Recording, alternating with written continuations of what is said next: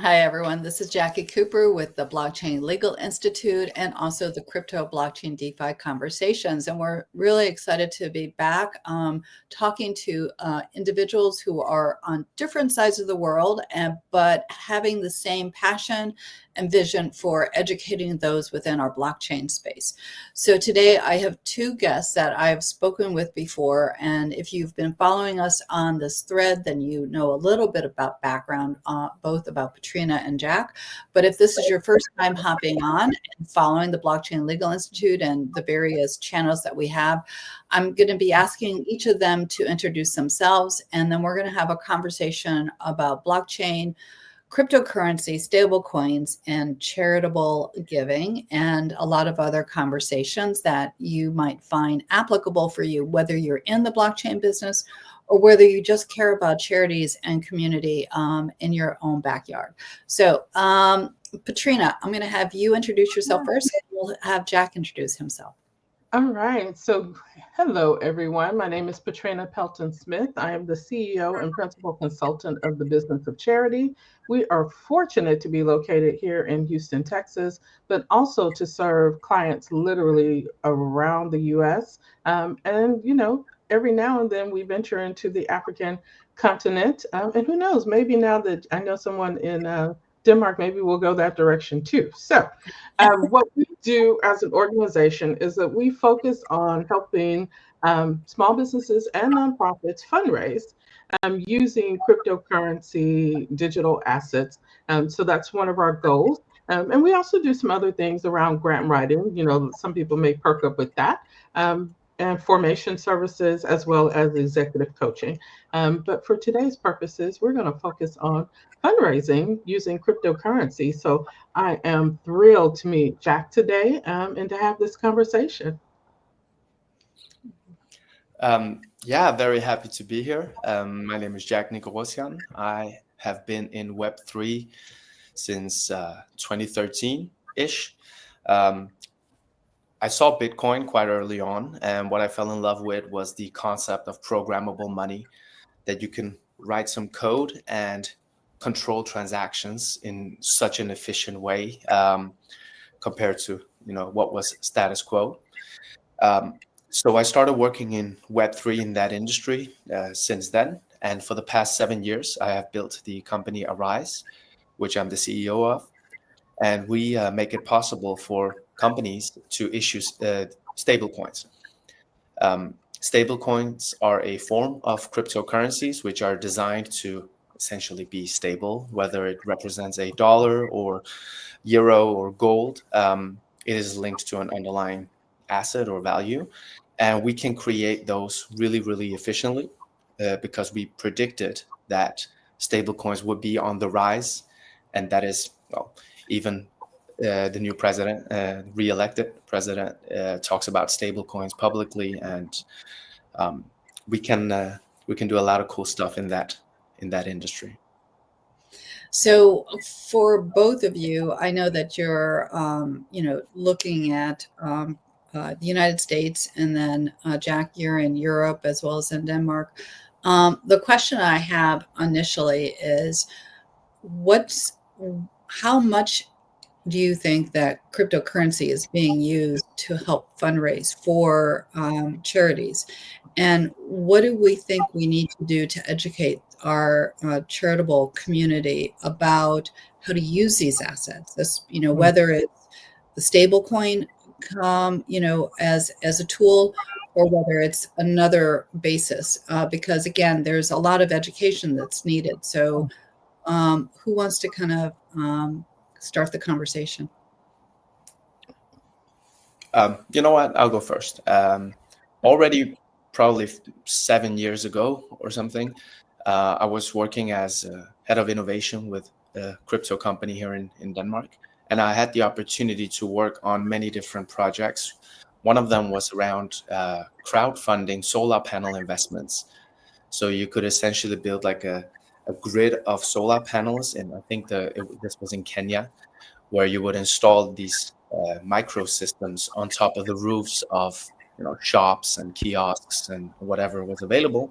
and you would crowdfund half of it, and the other half would be like a deposit by the shop owner. So there was a co-ownership. Um, it was way too early to be Mhm. Mhm. thinking like that back then. But what we have seen over the years is more serious iterations of those types of things. So there are hundreds of cool micro projects Mhm. um, around the world within, crowdfunding for different purposes and different projects. So cryptocurrencies and stablecoins are being used more and more. It is still very, very early compared to TradFi money, but it is a growing industry. And with stablecoins, this is becoming uh, much easier. Even Red Cross uses stablecoins that they on and off Yes. via Kraken or via centralized exchanges. Mhm. And so yes, it's a very, very exciting environment to be a part of. That's my kind of initial thoughts. Yeah, no, Patrina, I know you're in the business of advising and consulting with charities. What have you seen here in the United States? So what I see, as Jack pointed out, is that the large nonprofits, particularly in the U.S., have adopted this. They've been doing this for years, where they have been accepting cryptocurrency, mostly Bitcoin, but some other tokens as well out there. And I think the introduction of stablecoin might actually help with this, because while they have been open and adopting of it, the smaller nonprofits that I tend to work with are still kind of shy.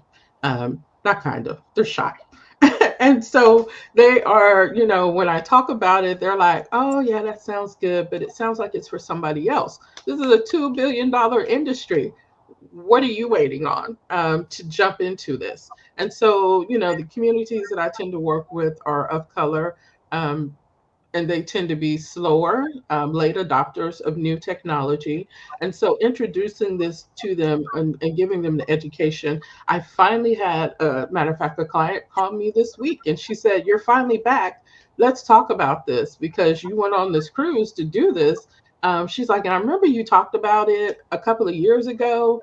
And, we weren't really interested, but, now let's come back around and have that conversation." So I'm scheduled to present to their board in January about them actually starting to accept some type of Bitcoin, or digital asset, cryptocurrency. And so I'm excited about that because that means that, again, the more we talk about it, the more we normalize it. And it didn't hurt that Bitcoin went up to over $100,000. Had they jumped in 2 years ago, they would have had a little bit of money if they had chosen to hold it in its format. It would have had a little bit of change, and I think that is bringing some normalcy around this so that they're like, okay, we can get into this space. We can do it safely. We can connect with someone who knows what they're doing when they're talking about this and not feel like we're going to lose money. Now, they still may lose money because I can't guarantee anything. Jackie will put all the waivers out there around this. But the idea around this is that we want to make sure that they're educated and have options in it. So I think the introduction of a stable coin and helping them to understand the difference will also help them say, okay, we can go into this and not feel like we're going to lose money around it. And, again, they can always do this as well and convert it immediately from a cryptocurrency into fiat. And then there's even less likelihood that they will lose their money. So I think that's the key thing here: education, introduction, making this a normal everyday transaction, so that they can, get the benefit of it. Because again, it's a 2 million, I mean, 2 billion. It went from millions to billions literally like within a year. Everyone needs to jump in and take advantage of this. So, what both of you have been talking about so far is more traditional donor using crypto to donate to nonprofits. Mhm. I want to go in a question popped into my mind that I'm going to approach Jack on. You're in the business of supporting companies that would like to create stablecoins, business to business, correct? So, how I'm wondering if maybe we need to be thinking about nonprofits creating a stable coin. And if we are thinking about that, how would they profit from it? I mean, how would that work? I'm curious as to maybe the mechanics of that. That's a kind of a different direction, but I'm thinking personally, because obviously I have the Blockchain Legal Institute Foundation. We do Right. accept crypto, from the traditional perspective, but I'm always looking at these innovative tech and thinking, okay, what's the next step for me to jump into? So if as a nonprofit, I wanted to create a stable coin, I mean, does that make sense? Mhm. Not only does it make sense, but it is exactly what's going to happen. You're going to see Red Cross coin or Red Cross dollar. You're going to see Boy Scouts coin, Boy Scouts payment system. You're going to see basically all industries having their own, like they have their own, I don't know, website, because it is too good to not go there. If you look at the entire kind of segment of charitable giving, and it is such a complex industry. Yes. Mhm. You have the contributors, the people who donate, and then you have all of the kind of people and organizations in the supply chain before it hits the ground where it's needed to buy face masks or medicine or pay someone. Mhm. And from the on-ramping, you could call it, to the payments, to the settlements, you couldn't even calculate the fees. It's so expensive, so Mhm. inefficient. It's ridiculous. There's tons of reports from all government organizations and the World Bank and whatever, anyone, where you can read about the the complex nature of that industry. With cryptocurrencies, it's like a paradigm shift. It's like going from fax to email. Sure, we can talk about how more efficient this or that becomes, but it's going to make the whole damn thing way more efficient. So it's going to Mhm. tackle governance and transparency and prevent illicit activities and have proper processes that are less human controlled and more automated and transparent. It's going to do all kinds of different stuff. It's going to elevate an entire industry. One of the things that I think is pretty cool, you could make like a Red Cross coin and you could implement it on an infrastructural level. If you go to Uniswap and look at the 24-hour transaction volume, it's gigantic. It's a lot of trading volume. And with Yeah. crypto, you can do like fragments of a coin. So Mhm. a decentralized exchange or lending platform could automate giving. So every time you make a swap, you automatically buy carbon credit. Every time you make a trade or a lending, a fragment goes to Red Cross or an organization. So with smart money or next level kind of infrastructure, it's not so much, in my opinion, about how my mom can donate more easily or how somebody on the ground can receive it more easily. That's also a part of it, right? The whole financial inclusion of billions of people who can suddenly Mhm. start receiving and giving, right? But it's not just that. It's what it will enable when you make dumb money smart, right? The cool automated stuff, the automated investments, the automated everything. Um, so this is super, super exciting. Using our products, we can make a custom coin for an NGO this token can be dollar backed or gold pegged or whatever is needed, and they can use it in the entire ecosystem of their partners and clients and wherever it's needed, uh, way more efficiently than you would use fiat today.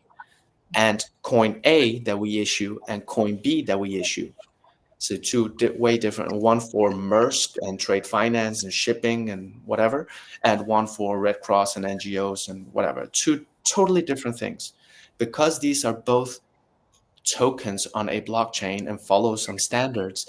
They can have a level of interoperability which is unmatched when you compare it to bank level payments, bank to bank settlements, and Mhm. so two entire ecosystems can choose to kind of connect way more easily. And yeah, it's going to be super, super exciting once all these things that are popping up all over the world that makes up Web3, once they start being connected into like a network that is coherent and interoperable, that's what we're seeing now that large established organizations can choose to tap into. You want to give 100 million people a wallet? Yeah, give them MetaMask and make a coin. It works in MetaMask. It's good. It's not great. It's good enough, right? So we already have available tools to do great stuff. And I think it's exciting that the larger organizations are, I say, waking up, but kind of that the ecosystem is now to such a level of maturity that it can be utilized by the establishment. I think that's really, really cool. So you spoke about the large organizations. I'm also looking at the smaller, the middle size. And I'm also wondering about the cost of creation and implementation before they actually have a return on their investment to create donations. I know in the last global summit that Blockchain Legal Institute did, we were talking with AgriDAO, which is helping farmers in Africa, and they are making sure that the micro loans and things like that don't economically impact the farmers from the perspective of creating so much debt, so that way they still maintain their land ownership and their farms. And then also from the perspective, there was another entity that we were interviewing, and they were talking about the food preservation, things like that. So how do we support those growing new nonprofits that need to tap into this type of unusual alternative financial market, so that way they can compete with the traditional dollars that the major organizations are receiving, so that way we can make sure that communities have some of the neighborhood good that has to happen. How do we do that? Either Jack or Patrina. I know, Jack, I'm asking you from the stablecoin perspective, but either one of you can speak to that. A lot of the things that you're talking about are already happening, because now you can just access a stable coin, start using it, give somebody a wallet. And there's so many exchanges now, so you can more easily on and off ramp. So now we are at the implementation level.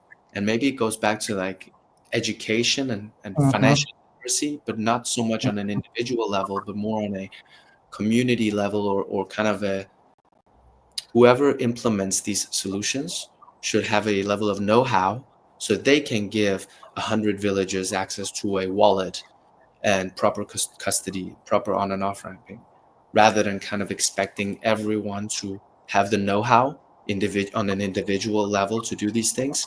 No, I think the participants in the charitable giving industry who do the work now have a series of tools in this Web3 vertical that they can easily access, like if you were to make a website for a local project, right? Because of WordPress or Wix or any of these tools, you can just make a website and say, hey, we're building wells here, right? Now you can do that and crowdfund it and exit it on the ground and track it and properly make sure it's properly governed and whatnot, right? So it's for the people who do good work in different industries, they need to have some crypto folks and some technicians who knows what's there, like they would have a front end guy to make a website, right? No need to reinvent anything in Web3 now, because most of the things that should be cemented have been. They're really good enough to be used by the masses. So implement it. Contact us. We'll make a stable coin. You can implement it. It can be a BLI dollar you use in your industry, or it can be any custom stable coin backed by any currency, even gold.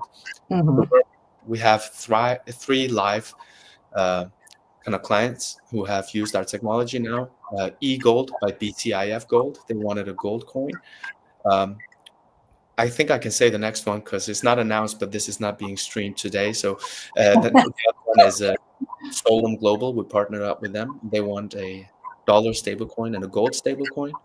Nice. And we see a lot of interest from people who want their own stablecoins. And we essentially have until now delivered it in 3 days. That's our goal. We can deliver your own Nice. stable in 3 days, fully backed, fully compliant, segregated accounts, audited monthly by Grant Thornton, interoperable, meaning you burn Red Cross dollar and you mint BLI euro, like complete interoperability between all supported coins. And we're going to scale probably to 50 coins this year from a dozen. Wow. Wow. So Katrina, I what do you see the oh, need? What do you see the need for the? I mean, how do you see us kind of helping others in our charitable community? That's where I'm going with you on this, because you're the big picture person here. right. So I agree with Jack on this one. I think that not that there was ever a disagreement, right? But so Yeah. in reality, I think that there is very much usage here in them creating a new coin. And I can say that I'm a part of a group called Rhinos Nation that did that very thing. They created their own coin called RNC. And so, as a business owner, I'm able to accept RNC from other members of this group, and it helped drive revenue into my business because they were more willing to use that sometimes than fiat. And so, it's also been a learning lesson. So now I understand, where I should accept RNC for some services and where I do need to accept fiat for other services. But overall, it was a positive experience that allowed me to accept more revenue. The problem is that it's limited to this one group. So let's say you do create a stable coin as a nonprofit or even as a small business entity, and it's accepted widely, not just by one community, but by the general public. And now you have more revenue coming into your business because for whatever reason, their rationale may be, I prefer to hold on to my dollars, but I'm willing to spend the coin. And even though it's backed by dollars or whatever it's backed by, it still gives you that credibility, that authority, and the normalcy that, again, this is really where we're going to have to normalize everything and help them to understand this is a normal transaction. There's nothing unusual about it, that will help them to, again, receive revenue and then also share and deposit revenue. So I think that, that's ideal across the board for any entity if they can step into this space and have the ability to do this and then get a return on their investment. Because obviously, we all want to not only help support our nonprofits, our small businesses, but we also want to serve in the communities we are working with. That's my part of my mission is I want to serve. And so I think that's true of most people, most companies, and we can help them do that by helping to educate and introduce this concept to them. So I have another question for you, Katrina, and then I'm going to bounce it over to Jack. The rules in the United States, which always are changing, with nonprofits, in terms of donors being allowed to be anonymous or having to be known, and the both the reporting requirements as well as sometimes the letters that are being asked by the IRS to Mhm, share back to a donor, so that way the donor can then take that as a tax deduction. mhm, What do you see as the challenge here? Because many times donors are anonymous when you're working in the cryptocurrency space, mhm. because all you see is a wallet and you don't actually always know who it is that is donating or contributing. So what are your thoughts about that? And what are the steps that charities might have to kind of think about? So obviously, they do need a process as to what type of donation they're going to accept and the reason why they're going to accept it or decline it, because there are sometimes donations that you decline no matter how much it looks like or how well it goes. I can think of a donation when I was working with a nonprofit as an employee. This was a couple of decades ago. And there was a local business that wanted to donate to them, and we were like, and they're like, we'll give you plenty of cash every week. Think gambling, think gambling. But it was an illegal activity here in Texas. And so, the board was like, should we? And I'm like, in my head, I was not a part of the board. I was just a staff member. But when I heard about it, I was like, yeah, I'm not going to jail. um, with y'all. So, fortunately, the board did do the right thing. They made the decision not to accept the donation. So, all that to be said, you have to have policies and procedures in place where you do, your general vetting. But as you say, a lot of times it is anonymous, it's a wallet. And if you vet the entity that introduces you to the donor, because oftentimes when those types of donors are making these donations, it's not like they just walk up and say, oh, we're going to give you 1 million in Bitcoin. They have usually an introduction. So if you are that person who is the middleman is saying this is a good donation and you've done your due diligence on that, accept the donation. But if you have any type of reservation about it, decline the reservation based upon your policies and procedures. And I think as long as the board keeps that at the forefront of making sure they're doing their due diligence so that they're not accepting illegal dollars, and they're staying, safe. I'd like to say conservative because I tend to be more on the conservative side. I like to stay safe, because my motto is with my clients, I'm not going to jail with you. I'm not going to jail for you. So, we're going to make sure that we do everything to keep everybody on the right side of the law and the guidelines. And like you say, they are changing. So that means you do need to have knowledge of it or someone who has knowledge of what that looks like every day so that when you're issuing your donation receipts to the IRS, as you have to acknowledge all your donors over $250 in the US. Um, I recommend doing it at a smaller, lower levels. I say start at $25, just that way you're always consistent, no matter what you're receiving. You're making sure you're documenting it appropriately internally and with the IRS, and that should keep you out of trouble. So that's what my thought process is around that. Jack, what are your thoughts about, from Europe and MICA and just other locations that you're working with, and being in the crypto space, how charities might have to navigate because of not knowing who the donors are, especially if they're working in this crypto business? I think that one thing is us trying to fit current laws and processes onto a new type of technology Yeah. in order to make it compliant. And let's say that I want to donate in Bitcoin, and we have to make sure that somebody knows who I am. Fine, we can do we can add on a KYC provider. We can do proof of transaction stuff. We can do different kind of reg tech oriented stuff to make it compliant for that use case. You're an American citizen, you're donating, you want to do a deduction. We can very easily prove that. The data is on chain. If you don't know who the person is, the person can identify themselves and their wallet to a KYC provider who then confirms, oh, this is that person.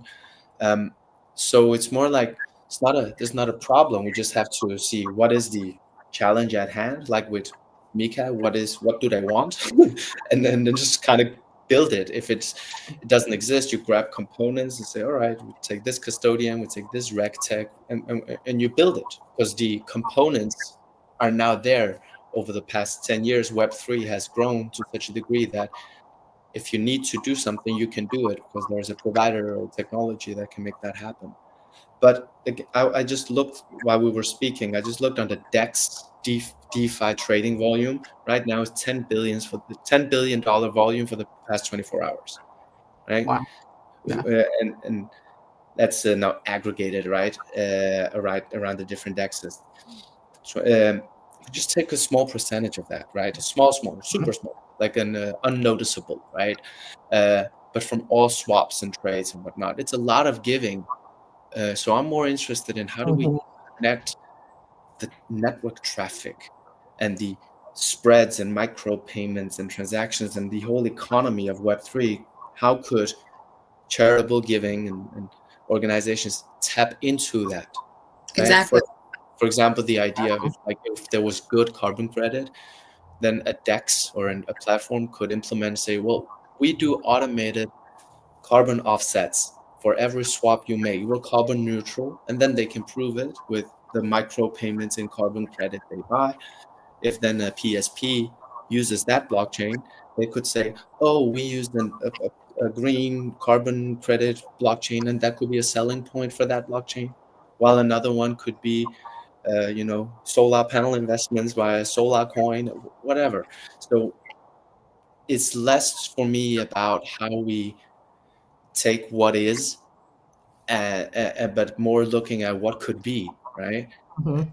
Can do a lot of cool stuff. Every time you charge a car, it could make a micro donation to a whatever nearby solar plant. So whatever it may be, it can be. We can now finally be creative again. So I would Mhm. say, like, don't think of so much, what's there and how. Nobody pays in Bitcoin. Like, look, I lived 1 month in Bitcoin only in 2015.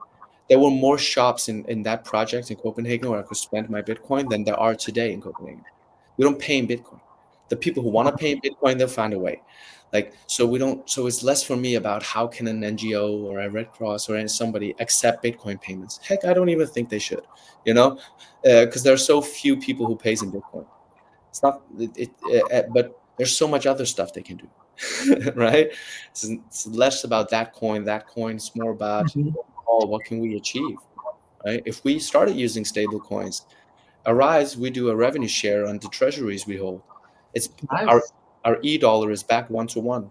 So if you have $100 million issued as Red Cross dollars, you're holding it, you can suddenly earn money on the backing. Isn't that a little bit better than taking the risk of fractional reserve banking and holding money in a bank, especially since like 4 banks went down just last year? So it is just so much better that it's just gonna happen. And the competition here is like, we want to do good, so we want to tap into that. So yeah, definitely, uh, people need to invest in people who know the know-how of what can be done, innovative people who can build new solutions, because Mhm. anything can be built now. Microgrids, IoT payments, automated insurance, location-based payments and insurance, and anything can be envisioned and built. You could imagine a smart contracts in the shipping industry where the funds are released gradually according to GPS coordinates. And then once it sails in dangerous territory, there is an insurance add-on that kicks in. So now you're insured for those that The place your sail journey. in Right. the dangerous area, Yeah. right? And everything is being. I'm reading about cool Mhm. projects daily, that people are launching and building. It's the most, probably next to AI, is the most interesting thing that has been for the past 10 years. Uh, I would definitely agree with that. I also like the idea of the micro payments. I know that in upcoming episodes, I'm going to try to do some research as to what are the steps that are needed in order to have organizations understand what to do to put that in place. I know, Jack, you have experience in all the tech side. I'm not a coder. I'm not a tech person. So, and for those that I'm working with, from the charity or the business administration side, you're right. We do have to have sometimes the tech people on board, or even if it's a sort of fractionalized service, so that way they can be used as a consultant to say, okay, do this, and then you can benefit from that. Um, your company is working with what size organizations now? Larger, smaller? Who are your clients, or who do you want to serve as you go forward? uh, the lowest hanging fruits are blockchains and dApps, so apps on blockchains. We're still in the infrastructure layer. So the next 2 quarters is going to be focused for us on those. So blockchain native gold, blockchain native dollar, you know, and those are the clients that we're doing business with now. Um, while we are seeing TradFi also showing interest, so traditional PSPs, traditional fintechs and neobanks, traditional e-money issuers and wallets, like, payment apps and stuff like that. Um, there's a huge opportunity in that as well. There, it becomes less about consumer facing. Don't think of it as a Revolut coin. it becomes more of how can we, as Revolut, for example, hold Revolut dollars in our treasury for this and this and this and that reason. So it won't be a consumer-facing stablecoin as such.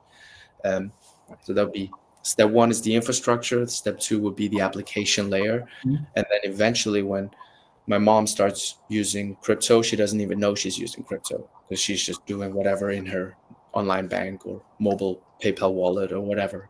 That's the you heard this before, Jackie. I often say we don't offer a credit card, we produce the magnet strip. Right? We want to be this invisible enabler that does so that others can do what they need, what they want to do. Yeah. So, The final, sorry, the eventuality of this is CBDCs, central bank digital currencies, where central banks directly issue these so-called stable coins. do you see the central banks getting involved in the charitable business side? Sure. And the CBDC projects that I kind of like are the ones where they do it for kind of good reasons. So they take a big population of unbanked individuals and offer them a payment system where the traditional, whatever M-Pesa, whatever is there, does not allow it or something like that. CBDCs are extremely dangerous, though, especially the way that, the US was thinking about it, hopefully not so much anymore, but the way that EU has been thinking about it, I think it's a wrong precedent to set. We don't want to do necessarily what you see China doing with that level of programmable money on a government level. So CBDCs are happening, but I'm very vocal about my views on how it should be done and not be done. Trina, with everything that we've been sharing here, what are your takeaways for both of you as we wrap up? What are your takeaways for our charitable community? Where do you think that they should be looking? Who do you think that they should be looking to? And what do you think the next steps might be? So first thing is just, really a financial literacy education for them. Helping. And as we were sitting here, I'm thinking, you know what? This is part of the problem. You need to do more education around this so that they can understand the implementation as well as the different applications, because having this conversation with Jack has opened the door to, I'm like, I just need to connect with Jack and go, so what's the investment for my nonprofits so that they can start their own coins, and understanding, as he said, the application of it, and the technology that is going to offer them some different advantages of being a nonprofit or a charity who's in this space. And so, I think that's the first step. It's just getting the education around it so that they can understand this is not something that's out in the nether region. It's normal application. It is going to be normal everyday transactions, like he said, where we won't even really recognize that we are making these transfers. Like before there was ACH, we had to go to the bank to get a check or to, a cashier's check or something, some form of currency that we then transferred to another person. Now, most of us, I don't know about you all, I rarely go to the bank. I can make transactions between different banks, different entities, different businesses without ever stepping out my door. I can do it from my phone. I can do it from my desktop, wherever I am. And so when we get to that level, we're all going to be doing that, just like AI has integrated into almost everything that we are doing right now. There's some kind of AI component. I think we're looking at that same thing for cryptocurrency, for digital assets. We're just going to do it. And so before we arrive at that place, we have to have the education that says it's okay to do it this way, and even think outside the box and recognize how you can, use it to then actually serve your community. So, my next steps, I'm walking away with this and going, well, actually two things. One is, okay, let's create some education around this and begin to share it in this community and space, for those who, are a little wary. And then the next step is connecting with a company like Arise and saying, okay, now how can I refer clients to you, or how can we partner together, so that we can begin to work with them outside the once they accept it, outside of that space. Now let's implement it. So those are my two takeaways from this. Jack? I don't have anything to add. Patricia, you said it. You said it so well. Arise has an open door for anyone that wants to explore what can be done. This is where my passion is. Building unique projects wherever they're needed to be deployed, and we can operate globally, which is important compared to Bridge, Axos, and others that are very US bound. Whereas Arise, with our unique setup, a company in Denmark and one offshore in the BVI, we can operate globally. We can operate in Web 2, and we can do real cool stuff in Web 3. So yes, Patricia, let's figure out how essentially we can give you the tools needed for your ecosystem, network, community to tap into these tools. Making a coin should be as easy as launching a WordPress website. So Wow. let's go there. Yeah, all for it. Everyone who's been listening, we appreciate you. Definitely like and subscribe. The information will always be in the blog below. There's many more conversations that are happening, so definitely stay tuned. And thank you both, Jack and Patrina. We will talk soon. Have a great day. Bye, everyone. Bye bye.